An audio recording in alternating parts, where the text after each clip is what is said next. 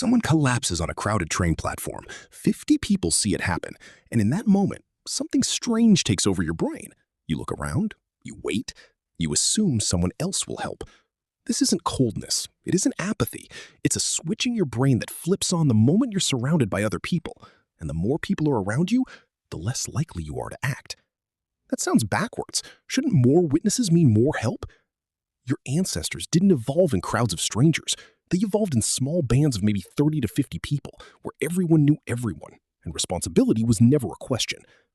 Today, you commute past hundreds of faces a day. Your brain still hasn't caught up. In the late 1960s, two psychologists wanted to understand this exact moment of hesitation.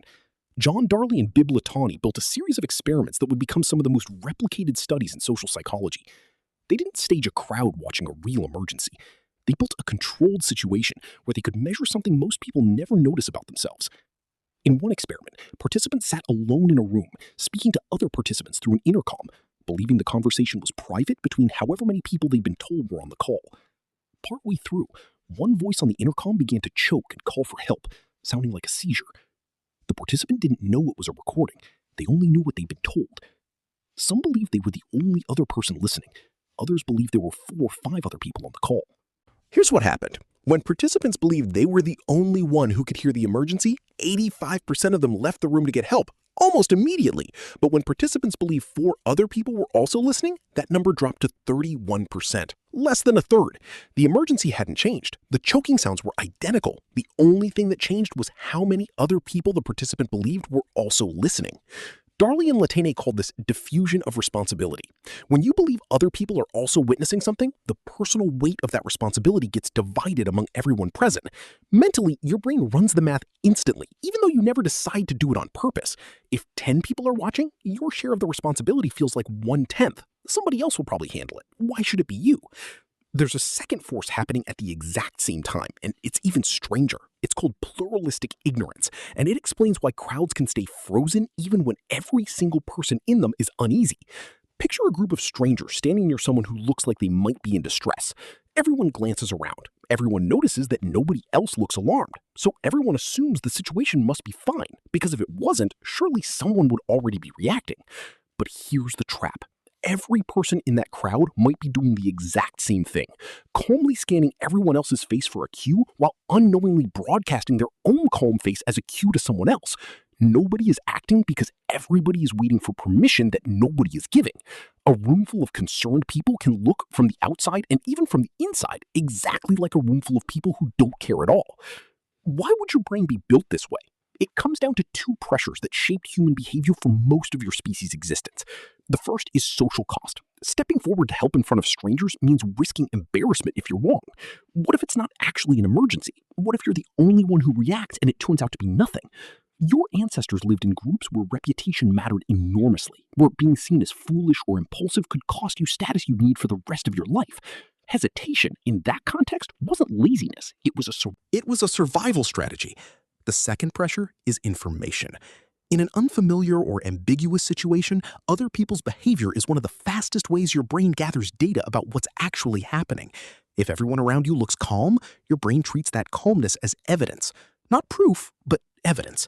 It's a shortcut that worked well for nearly all of human history, when the people around you were the people you'd known your entire life, and their reactions were a genuinely reliable signal. The strangers on a subway platform are not that. But your brain doesn't know the difference.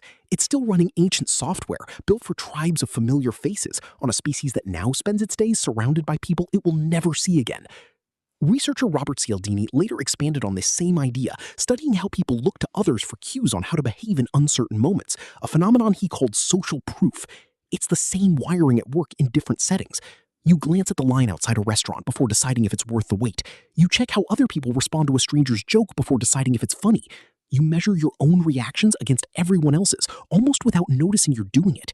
In a crowd witnessing an emergency, that same wiring becomes dangerous because everyone is measuring everyone else and nobody is generating the first signal. Here's the part that should change how you think about all of this.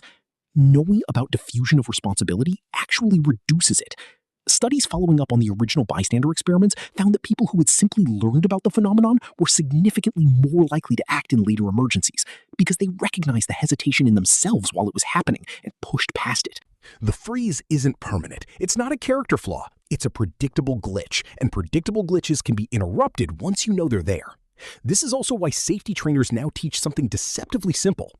Don't shout, "Somebody call an ambulance." Point at one specific person. Say their description out loud. "You in the red jacket, call 911 now." The moment responsibility lands on one identifiable person, diffusion collapses instantly. The crowd doesn't need to feel different. It just needs the math to change. Psychologist Stanley Milgram, working around the same period as Darley and Latané, ran a related set of experiments that revealed just how far this crowd influence extends. In one version, he had small groups of people stand on a sidewalk and stare up at an empty point in the sky for 60 seconds. Almost nobody passing by looked up when only one person was staring. But as the size of the staring group grew, more and more passersby stopped, looked up, and joined them, even though there was nothing there. By the time the group reached 15 people, most pedestrians stopped to look too. Nobody was reacting to actual evidence. They were reacting to each other. That experiment captures something important. Crowds don't just diffuse responsibility. They generate behavior simply by existing. A crowd that looks alarmed makes you more likely to feel alarmed. A crowd that looks calm makes you more likely to feel calm, even in the presence of real danger. Your nervous system is, in a very real sense, borrowing its read of the situation from the people standing closest to you, whether or not those people actually know anything you don't.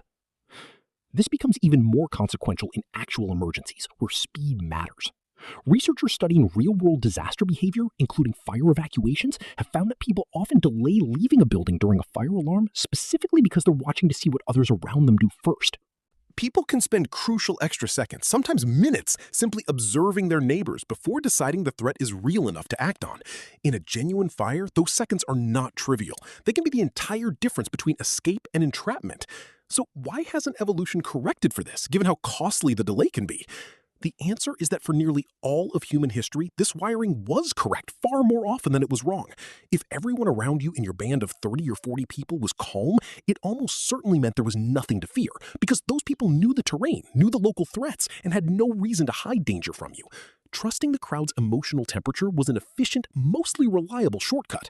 It only becomes a liability now in stadiums, train platforms, and office buildings full of people who have no particular knowledge of what's actually happening, and who are all secretly looking to you for the same kind of cue you're looking for in them. There's also a layer of this that's deeply tied to identity and self-image, something social psychologist Bibb Latané continued to study for decades after the original experiments. The bigger and more anonymous a group feels, the more a person's individual sense of identity seems to dissolve into it. Researchers call this de-individuation. Inside a large anonymous crowd, you become less identifiable, both to yourself and to everyone around you, and the normal social pressure that usually shapes your behavior weakens. This cuts in two very different directions. It can make people less likely to step forward and help, since nobody would specifically know it was you who failed to act. But it can also explain why crowds sometimes do the opposite, swinging toward behavior, good or bad, that no single person in that crowd would likely do alone. A crowd isn't simply a collection of individuals making individual choices. It's a structure that changes the choices being made. Think about how often you felt this pull yourself in moments that had nothing to do with emergencies. A group chat where everyone a group project where the work somehow doesn't get done because everyone quietly assumed someone else was already handling it. None of these are emergencies. All of them are diffusion of responsibility, running quietly in the background of completely ordinary life. You are not less caring in a crowd. You're running the exact same ancient calculation your ancestors ran in their small, tightly known bands, except now that calculation is being applied to a world your brain was never built for, full of strangers it has no history with and no way to read. The 50 people on that train platform were not 50 people who didn't care. They were 50 people quietly waiting for someone else to go first, while unknowingly being the someone else that everyone around them was waiting for. The invisibility you feel in a crowd isn't really about the crowd at all. It's about a brain still running on the size of group it was built for, doing its best with a world that grew far larger than it ever expected.